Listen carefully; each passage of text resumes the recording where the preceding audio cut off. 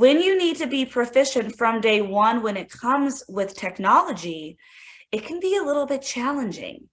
And the reason why I like to, of course, display and show this picture is because sometimes when we're working with families, when we're working with students, when we're working with other colleagues, we feel like this person where we're pulling at everything and trying to grab any piece of technology to just see what sticks. And there's a laptop there, two different tablets that I see, a rotary phone, and a smartphone. The reason why I bring this up is because I'm hoping, fingers crossed, that we're all grabbing for the smartphone.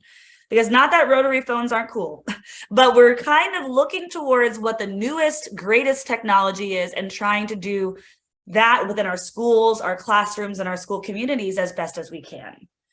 The smartphone is kind of the pinnacle in that space because it's the most mobile, it's the most agile, and we can take it wherever we want.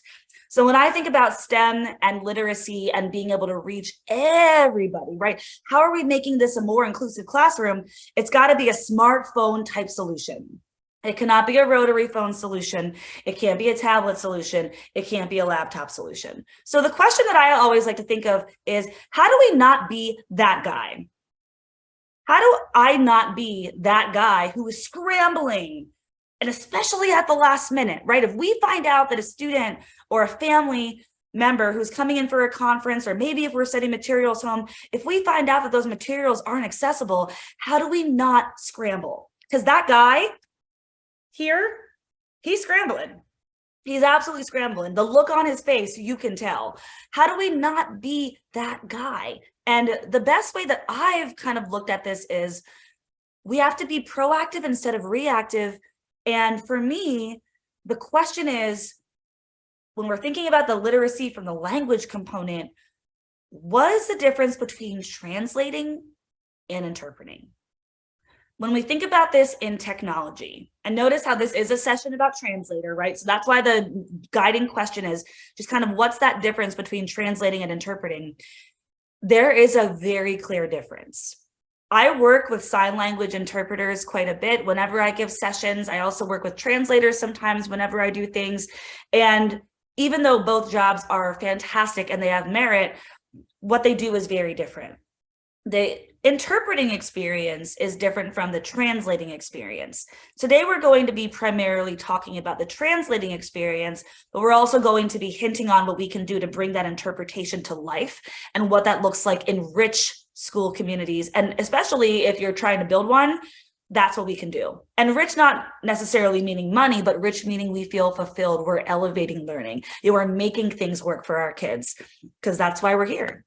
So I just wanted to kind of set the stage with the difference between translating and interpreting, because this was actually a learning moment for me. I give presentations quite a bit. I work with a lot of educators, students, and even pre-service teachers. And a lot of the questions that I tend to get about translating versus interpreting is what's better, basically. And my answer is always, what's better is whatever works the best for you. If we take a look at these two definitions, let's start with translating, for example. Translating means that you're basically taking the text at hand and you're translating it into a different language. Translators also communicate in multiple foreign languages, but that operative word in that sentence is writing. It is written communication. If you are translating, it is typically going to be in writing over a longer period of time. That way you can allow for editing, formatting, all of those kind of technical pieces of the writing. You can still translate verbally. However, it's still going to be that kind of taking the text at hand. We are translating it right there. I have a very good friend that I work with who has a funny translating story where essentially, because we have a lot of colloquialisms in the United States and also in other countries. And he was talking about how he thought that something was trash, right? So in the United States, colloquialism, like blank is trash, like let's say this pillow is trash, right? Trash means I don't like it. It's not good. I'm not a fan. That is a colloquialism that we have over here. When it's translated, again, that means that they're taking the text at hand and translating it into a different language. What it translated into is you are trash, right? Because they didn't have that colloquialism there. They didn't have all the nuances of the language and the inflection there. So what they essentially did, they meaning the translating system, was they took it and they just kind of copied it word for word as best as they possibly could in the written form. That is that translating piece right there. If we think about interpreting, this is a little bit different. Because interpreting means that you are going to be taking those nuances of the language and the inflection and the context into account when you're translating. Interpreters will translate foreign languages verbally, and also most often, this to me is the most important part, in a live setting. An interpreter is going to be there for the most part with you, interpreting live. They're on the go, right? Doing whatever they need to do. My mind automatically goes to sign language interpreters just because I do have experience with them, and I love our ASL interpreters. But when I think about interpreting versus translating, the translation just looks a little bit different. So when I also think about what that looks like in the grand scheme of things with photos, because I'm a big picture person, I really like this graphic on translating versus interpreting, or translators versus interpreters. You'll notice that the translators off to the left-hand side, it's all, for the most part, words, right? They are chugging away, trying to take the text, copy it, rewrite it into something else. They are taking what they have and they are putting that into a different system. The interpreters, on the other hand, they're live. Right, that megaphone there is very telling. The megaphone lets us know that, hey, this is going to be something that is verbal. Translation, for the most part, is mostly written. The interpreting, for the most part, is mostly verbal, and it is mostly live. On top of that, too, with the interpreters, I really like that piece of the puzzle that is kind of up to that top right there. Just a great way to show that they're connecting what the original text was and what the now translating and interpreting text is about to be. Just lots of ways to be creative with interpreting and with translating, but the bulk of it really is for translating, mostly written. Interpreting, it's going to be live and in person. So when I go back to that question of just kind of how do we not be that guy? Because we don't want to be the person who is scrambling with all the technology, looking through all of these pieces of what do I do? How do I do it? Am I doing it right?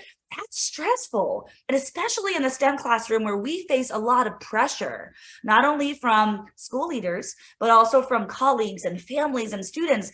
You know, if you've got a student that wants to skip from Algebra 1 to pre-calculus, which is a question I have gotten a lot, right? Then I'm that guy. I am scrambling to find use cases to show how that might not be the best idea, but here's how I can support. And again, as educators, our role is not to say, no, absolutely not. Even though sometimes we might want to kind of be that blunt person, our job is to say, how can we help you? What kind of resources do we have available? And how can we make this the most communicative situation for everybody involved here? And this is how I fell in love, quite frankly, with Translator. Especially in the STEM classroom, this was crucial. We have various translator apps. There's live captions for lectures and presentations. There's conversation features. There's parent-teacher conference templates, y'all, which I'm going to show you first. This is my favorite thing. Love, love, love it in Translator. And then, as always, I'm going to have a shout out to my buddy, Immersive Reader. Just great ways to engage students and families in this process. So I can show you better than I can tell you. So I'm going to stop sharing this. And what I'm going to do is I'm going to flip to my Translator page, which is right here. And if you came in a little bit late, I mentioned that. So right now I'm on like a box on top of a step stool on top of a computer because we just moved into our new house. So normally it, like, if you hear like a little bit of like variance or anything, it is because I am in a different space. Alrighty, so Translator, I'm actually going to type this into the chat box. That way y'all have it. If you'd like to follow along, you are more than welcome to. Y'all, when I first figured out Translator, I already said it, I fell in love with it. But really the second piece of the puzzle for me was just the amount of things that were available for Translator. I personally have Translator not only for education, but also for personal use. I've used it at the airport a lot, especially when I'm trying to get around and I don't speak the language of the country. I know like just enough Spanish to kind of get by, but I'm not always in Spanish speaking countries. So Translator has been really good for me to look at menus, kind of take a look at different street signs. I love it. There is an app that you can install. If you take a look up here, you can install it directly on your phone or on your computer. Personally, and also because my computer just went through updates, right now I'm just working through regular Translator. However, I do have the app on my phone and I really, really love it. And of course, once I get all settled in here, I will download the Translator app. But I just wanted to kind of give you a walkthrough of what Translator can do for you and your families, especially in the STEM field. So let's take a look. So we've got for personal use over here. We've got for business use, and then we also have for education. As I mentioned, I do have the personal use whenever I go to airports and I'm like traveling around and things like that. When I am really focused on what I do with my work, I want for education. So what I'm going to do is take a look and I'm going to go to for education. When I select for education, you'll notice that it gives me quite a bit of information here, and I just want to walk through all of this with you. That way you know what is going on. They've got a lot of different resources, such as how to host a multilingual conference or remote learning session with the translation feature. Amazing. It's also got a little bit of about, right? What is Translator for Education? It basically does provide those free resources in case you're stuck or if you want to know a little bit more about it. Down here, though, this is what I'm interested in. They've got for teachers, things like lectures and presentations. They've got things like parent-teacher conferences. And again, that's going to be the first thing that I show y'all because I love it so much. They've got things for study groups. So if you want to discuss group projects or anything like that with your colleagues or your students, this is amazing. I love that it's not just English language learners, but it's also for deaf or hard of hearing students as well. Lots of inclusivity there. And then also just ways to have conversations, right? How does Translator help teachers better communicate with students in class or for those one-on-one conversations? There's a lot of great use cases here. If you'd like to kind of take a look at the videos, you can take a look at that for your own time. But down here, you'll also notice that there's resources for parents, resources for students, and also you can see it in action, right? How can Translator help students pass their final exams? How are they breaking those language barriers? Lots of cool stuff here. And speaking of cool stuff, I've talked about it like 5 times. Now I'm just going to jump into it. The parent-teacher conferences space for Translator. So Translator is an app, as I mentioned, that essentially translates languages for students, families, educators, anyone who decides to use it. When I select on parent-teacher conferences, what it's giving us the option to do is give us the capability to set up a multilingual parent-teacher conference using the Translator app. So the Translator app, as I mentioned, it's just an app where if you wanted to go in, you start a conversation from a device, you download that Translator app from the device store, right? And then from there, you can kind of go ahead and get started. When I demo Immersive Reader later on, it is extremely similar. There are some nuances and differences, but however, it's pretty similar. And once you do that, you can basically begin chatting and you can use that feature and you can just kind of go ahead and start. And again, when I demo, you'll be able to see, but I just want to go ahead and show you all the supported languages that are here. So there are, before I get into the languages, various features. So there are 6. The 6 are text. So can you instantly translate any languages and dialects? There's speech. So can you have a split screen conversation on a single phone or speak into the microphone? There are, number 3, multi-device conversations. So if I'm doing a meeting with like 200 people, can I have multi-device conversations? We also have the images that are down here. So can it recognize and translate text from an image? For number 5, and this is my big one, can I download offline translations? And then number 6 is their text to speech. Can I translate into native accents? Down here, all the languages that we have, I believe that there is more than 57 that are currently supported, but you'll notice there are some where everything is supported and some where only some things are supported. So for example, let's take Afrikaans, language primarily spoken in South Africa. Text is supported, Offline is supported. We still got some way to come for speech, multi-device, image, and text-to-speech. But for the most part, if I were to be communicating with a family who speaks Afrikaans, I've got it.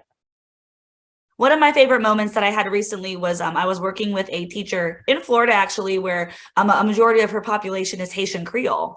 And she was blown away when she found out that there was text translation for Haitian Creole, because all those families where there was that language barrier for the both of them, now it is more accessible, right? It makes sense. It is outstanding. Going even further, I mean, there are so many languages that are supported. We love to see it. And I want to keep scrolling down even farther, because languages like Spanish are supported in multiple dialects. So there's like Spanish, right, from like Spain, Mexican Spanish, there's like Latin American Spanish, lots of different ways, again, for that support for you, your students, and your families. So I showed y'all what this looks like from kind of like the text side. Let's take a look at what this looks like if I were to actually show you Translator. So I'm going to go ahead and bring up my translator. And the way that it looks like for me, it is a little bit different. And the reason why I say that is because I am like on my computer right now. So because I have Translator enabled in my browser, what I'm going to do is show you this.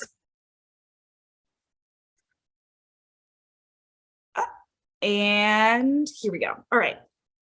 If any of y'all have used any other translating features, it is quite similar, where you can talk or you can type and then you can kind of go from there. So English is my native language. It is the language that I speak. Spanish I automatically have as defaults. However, similar to the languages that I just showed y'all, it's got the languages that I used the most recently for demos and working with people. Then we also have all the languages. Let's take a look at, let's do Swedish today. Okay, so English is my home language, right? My native language. Swedish is what I'd like to translate to. Let's not even get into me typing or talking yet. Let's take a look at the fact that there are widely used phrases based on what's most popular.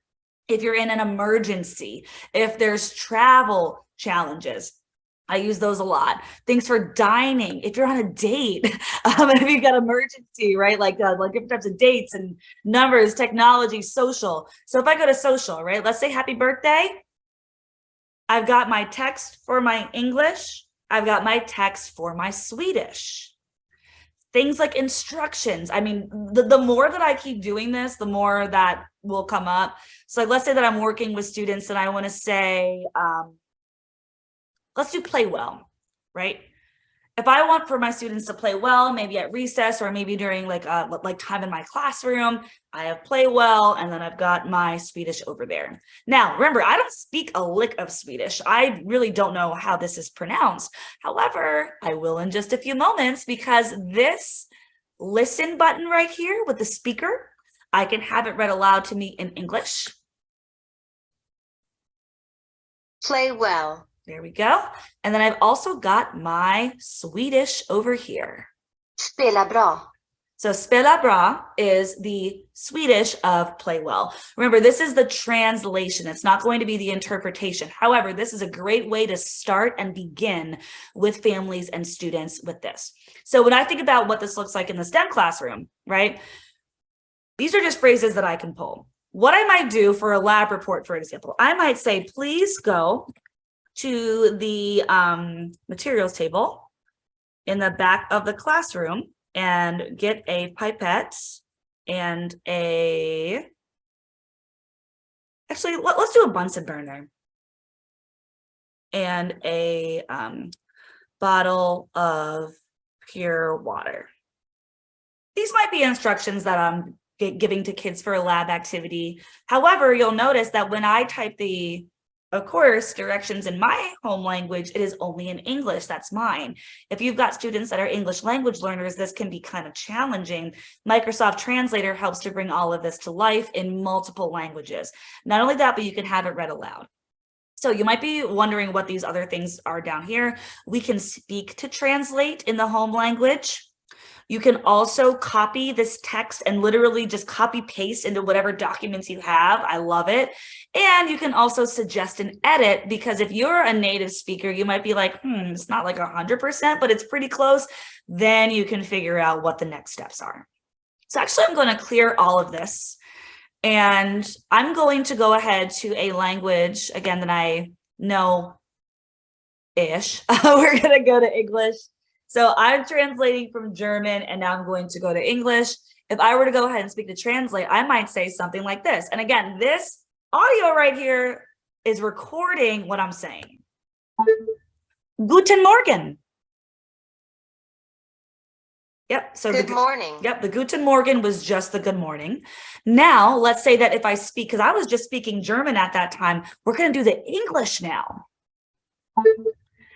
Hello, everybody. Good morning. Ha. Hello, everybody. Good morning. So you'll notice that what happens is that in German, if I were to say that, because it's automatically coded, it asks to try English, because that's what I said. What it does is it takes my English, and again, that's what I love about the translator. It picks up on what we're saying, and then we're able to kind of suggest what's next. Love it, love it, love it. This keyboard down here is if you would like to type like not on your computer keyboard. There is a pretty neat keyboard. It looks like it's hiding right now. That's off to the bottom right-hand side if you just wanted to touch type. But I do like to type on my computer. And then as always, you can have this read aloud to you. So the power of Translator, y'all, I mean, love, love, love. And speaking of these parent-teacher conferences and just having that within the STEM field, I touched a little bit before on the fact that sometimes we do need to have these conversations with families about math and science and STEM period, about just kind of what the next step is for students and also how we can best support them. I showed you what it looked like on the computer. You can actually do this across devices and essentially just have these one-on-one meetings with teachers and school staff, have the group settings. It works extremely similar to what I just showed you. But again, since I have the browser, you just do it for the app. There's a conversation code, kind of like you're joining like a meeting, like a Zoom. You just log in and you start chatting, which is amazing. But I really wanted to show y'all, for parents and families in particular with STEM, there's a parent resources page. And on the parent resources page, it basically gives like a 101 as to how Translator can work within schools, as well as giving multiple parent resources on supported languages. And then again, my personal favorite are the parent-teacher conference letters. I so desperately wish that I had had something like this when I was a classroom educator and when I was a coach, and I use them extensively now and even give them to my friends who are kind of entering the parent-teacher conference stage with their kids. There are so many different languages that are available. So for example, let's say, kind of going back to that teacher that I worked with where she needed Haitian Creole as an accessible language.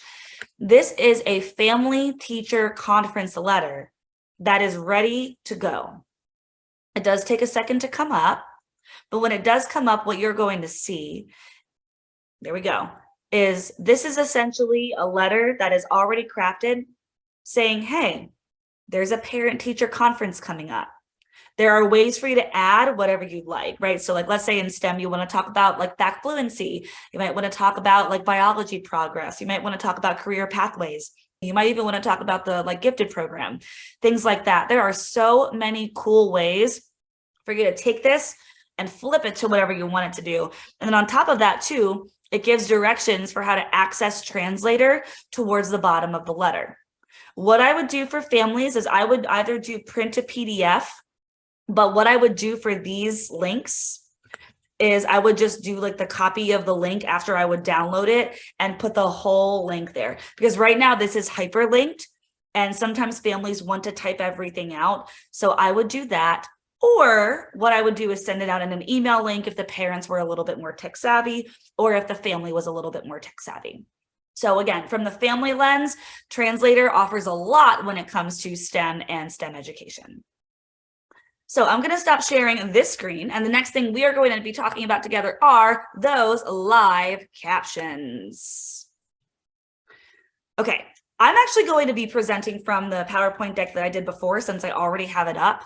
And only because I'm showing the live captions aspect, which is so cool.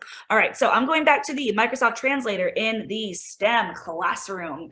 And in PowerPoint, you have the option to do something called present live. Live captions in PowerPoint. And I do see that closed captioning is on right now here, which is great. But live captions in PowerPoint take it one step further. When you present live, with PowerPoint Live, you can actually have this embedded in various languages, not only for students, but also for families. So let's just paint a picture right here. Let's say that you're teaching high school chemistry and you got students from all over. And when you're working alongside with high school chemistry, you might, of course, have your deck or maybe your presentation or your lecture or whatever it is in one language only. If you've got students that span multiple languages or maybe even multiple just kind of ways to look at things, the captions can be very helpful, not only from the accessibility lens, but also from the inclusivity lens.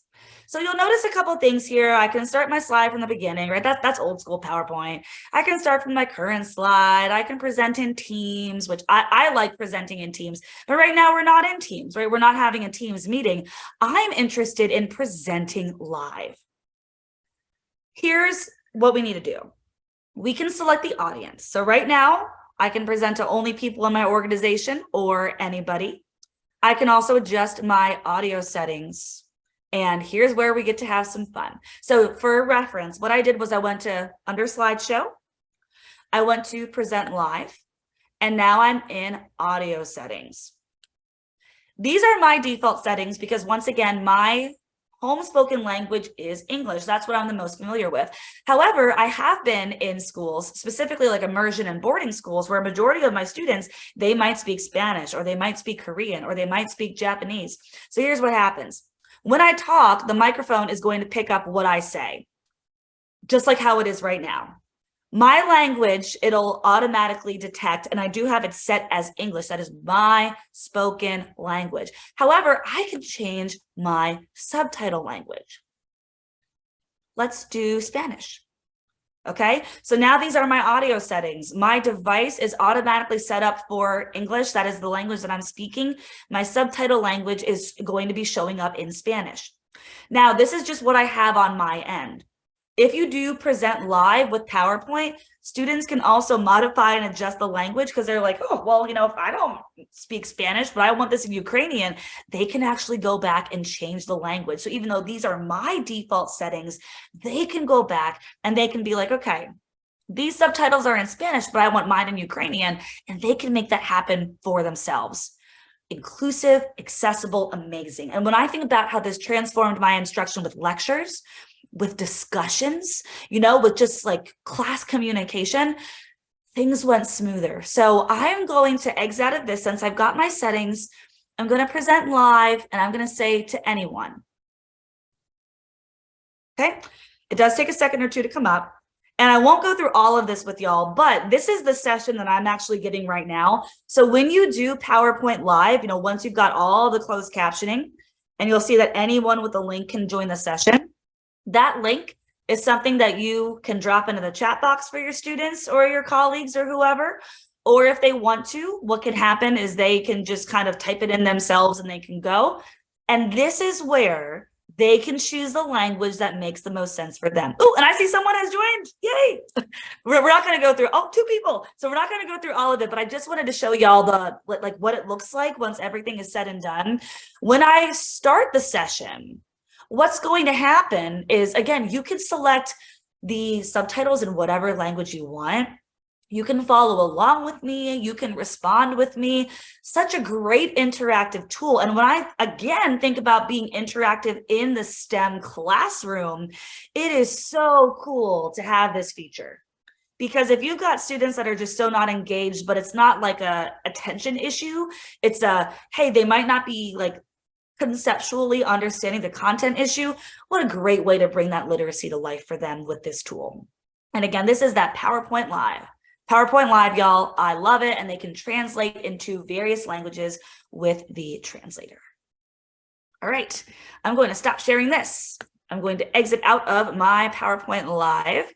And the next thing that I'm going to show y'all are, because we already, excuse me, we already went over translation apps. We already went over those live caption features for lectures and presentations. We've went over various conversation features with education. However, what I want to show you outside of kind of like that student to teacher, parent to teacher aspect, it's got to be that colleague to colleague, y'all. That's really important, especially when we begin to work with each other, to collaborate with each other. Just these conversations really help us figure out how we can best support our students, especially in the STEM classroom. So what I'm going to do first is drop this into the chat box. And this is going to be about our friend study groups. I'm a very big believer, y'all, that teamwork does tend to make the dream work. However, we can't be a team if we don't know what's going on. And I feel like I've been in a couple of situations, especially as like an adult working with kids, where we all know we want to be on the same page. We just don't know exactly how to get there. And what I really do appreciate is you can actually utilize Translator for group projects to communicate with various folks, because that collaborative learning and group projects, especially in STEM, right? Things like science fairs, things like lab reports, things like collaborative activities. Teamwork really does begin with that communication. But if we're not communicating, it's like, what are we doing? So once again, Translator can be helpful. I wanted to point out the opportunity not only for the group conversations, but also for those one-on-one chats, and then also for our study groups. So I'm going to go ahead and actually pause this because y'all have the link. And what I'm going to do is once again, bring up Translator so I can show y'all the power of what this might look like in the classroom. And I've still got up my English and my German. But let's say that I'm working with students and I happen to be a student myself, but I just came in from Russia. And I want to try to communicate as best as I can with my students who speak English, or my peers who speak English. And actually, funnily enough, I do have a friend where she does a lot of work in other countries working with students at various schools. So she was a United States educator and now she teaches internationally. And this is a lot of how she communicates with students. If she's not, again, quite there with the colloquialism, if she kind of gets what they're saying, but she needs a little bit more information, then that's how she can figure it out. So what she might be writing down is maybe, did you complete your homework last evening or last night? Let's start there. We've got the English, again, we've got the Russian, and that's how we can figure it out. So if I'm working alongside one of my peers and the homework assignment was crucial in order to get the work done for the day, the Translator feature can really help. Something else I found to be very beneficial, especially the STEM classroom, are the materials aspect. Directions can be very hard for students to follow, especially if it's just a lot of words on a piece of paper or just a lot of text. Translator can help you break it down. So maybe like a step one might be go to the materials table and get a Bunsen burner. Actually, we already did that. Let's get a graduated cylinder. So this might be where we begin to break up what the steps are. I mean, it is just phenomenal what it can do, especially for students who might be challenged a little bit with this. When I also think about what this looks like from the parent end, it's a great way to mitigate questions that parents or families might have about either following directions or what's going on in the classroom. Because if we can toggle back and forth between the language spoken in the school and the language spoken at home, or even tangentially at school, then we can find a way to, again, make that dream work. Alrighty, and the last piece of the puzzle, as always, y'all, you know I need to give a shout out to my best buddy, Immersive Reader. Immersive Reader If you've never used it before, or if you've never heard me talk ad nauseum about it, I love Immersive Reader. I do Immersive Reader in a tool called OneNote. That is where I keep a lot of my stuff in particular. That is essentially a digital note-taking app, and I love it. Loved it, especially as a STEM educator, because there's just a lot to offer there. But I just wanted to point out again, just how these translation features are imminent in a lot of the things that we can do to bring STEM to life for not only, again, our students, but also for us and our families. So this is an example of something from National Geographic that I might pull. Here we go. That I might pull for maybe like a warm up or maybe like a read aloud that I do with students. Let's say maybe like 3rd, 4th, or 5th grade. So maybe like various trees in the redwoods in California, if we're learning about various biomes and ecosystems. This might be just something I might pull and do a see, think, wonder. Maybe I'm asking them questions about what they notice, what they wonder. Maybe we're doing a KWL, all those great teaching strategies. But again, this is only in one language, right? It's in one language, and that language is English. This can present a barrier for students and families, especially if you're assigning this at home. So I can just go ahead and kind of put this up in the translator like how I did earlier. But since I'm in OneNote, I wanted to share that capability as well. So what I'm going to do is go to View. And again, I'm in OneNote. I go to View, and then I'm going to go to my buddy, which is Immersive Reader. And Immersive Reader not only has translator features built in, but it's got a lot of other cool stuff too, like the read aloud, like how I showed y'all before, like various text preferences, right? So I am a glasses wearer, as you can tell. I do try to make my text nice and big, and I make it a little bit smaller though, just for our accessibility here. You can increase or decrease that spacing. I like to make my spacing nice and big personally. I've got various themes, right? Dark theme. I like mine on sepia or white, but you can also change various fonts. You can have it, like I mentioned, read aloud.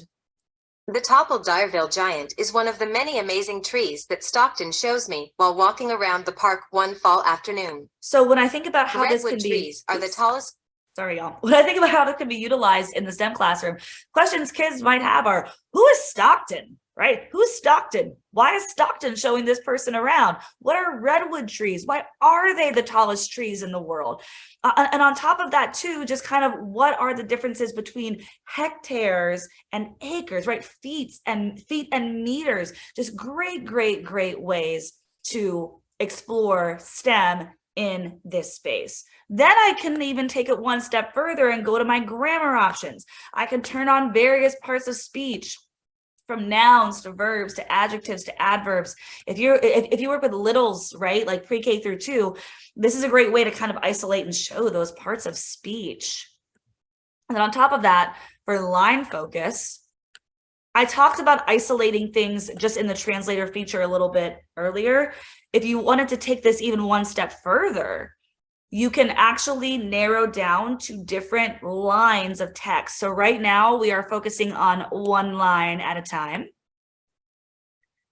And I use this a lot just in my personal use because I like to minimize distractions whenever I read and whenever I can. I can focus on 3 lines of text. Or if I wanted to, I can focus on 5 lines of text.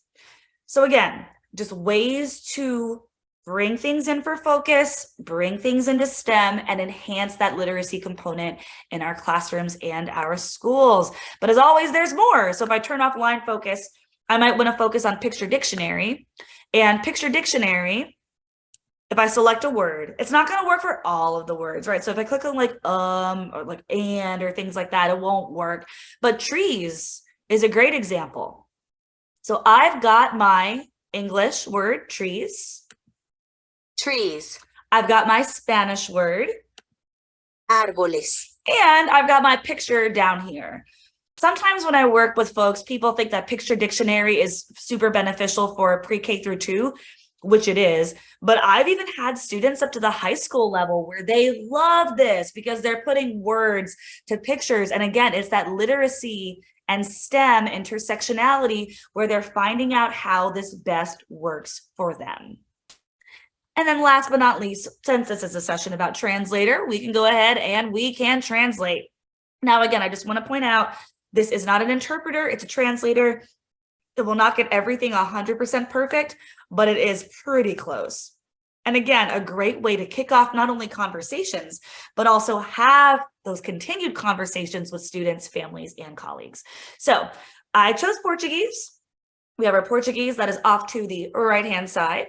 We have our original, which was my English, off to the left-hand side. So again, if I were to be doing this with students, this might be like a guiding question or maybe like a guiding passage that I do in the morning. See, think, wonder, know, want to know, learn. What do you notice? What do you wonder? What do you see? All of these kind of like ways to get students involved with an anticipatory set in STEM. However, again, if they can't read it, they can't respond to it. So if I've got my Portuguese off to the right, I can go ahead and press play. O gigante de ervilha derrubado é uma das muitas árvores incríveis que Stockton me mostra enquanto caminha pelo parque numa tarde de... And then what I can also do is go back to my original, which is my English, and you'll notice it stopped on the same word, right? Trees in the world, and the 21,448 hectare, 53,000 acre park is home to 130 trees that rise more than 107 meters. So it just gives great use case for you to bring that accessibility with translation into the classroom.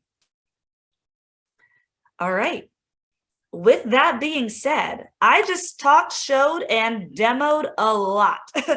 So I went through and I showed y'all the power of Translator, especially when it comes to using it in education.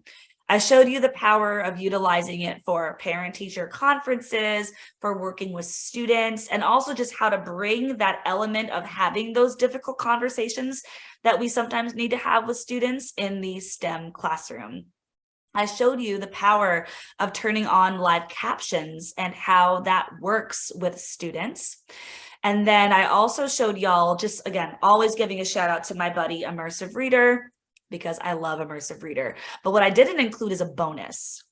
So it's not necessarily all translator related, but I do think that it's good to just kind of show, because then students can work on those public speaking skills for translating and interpreting. And that's going to be one of my new friends, Rehearse with a Coach. So in PowerPoint, there are actually features that are in here where sometimes if we put students together to like practice with each other for an activity, or like maybe like a science presentation, or maybe like a math project, or anything really, they can clam up. And especially after having the last 2 years being pretty remote, it can be kind of intimidating for a student to be up in front of everybody, and that can be challenging. So what I love is the Rehearse with Coach. Once again, I'm on slideshow and I'm going to Rehearse with Coach. And when I enter Rehearse with Coach, you can have a check for your body language when you're talking. You can adjust various settings for what they look for. And essentially what Coach does is it gives you the opportunity, or your students the opportunity, to present like this, right? Like in front of the computer. And it looks for pace, it looks for filler words, it looks for pitch, and it looks for pronunciation. It also looks for various types of content, right? Are you reading directly from the slide or not? That's a big pet peeve of mine. I don't like when people read directly from slides. Are you making sure that you're being inclusive with your language? Are you not repeating things? And then it can also work for body language as well. And when all is said and done, what it does is it gives you and your students a comprehensive report. And speaking of those reports, I think I have one in here. Nope, I don't, but it's okay, because I'm going to go ahead and grab one for us real quick. What the report looks like when all is said and done is a little something like this. In just a second. It's taking a moment to load in. But essentially what it does is it gives a real comprehensive report of your pitch, your pace. Here we go. Making this a little bit bigger for us.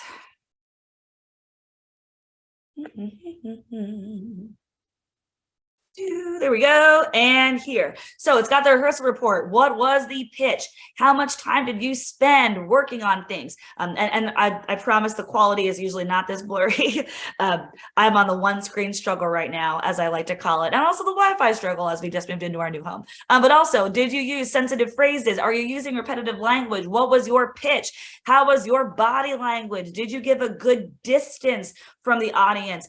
Are you in clear view? Are there things that need to be adjusted? Are you pronouncing things correctly? I love coach. And again, that's kind of like that literacy component of the speaking aloud. We're not necessarily translating anything right there, but when we think about interpreting, right, if we're working with folks who need to interpret, this can be a very powerful tool, not only for us as instructional leaders, but also for students as well.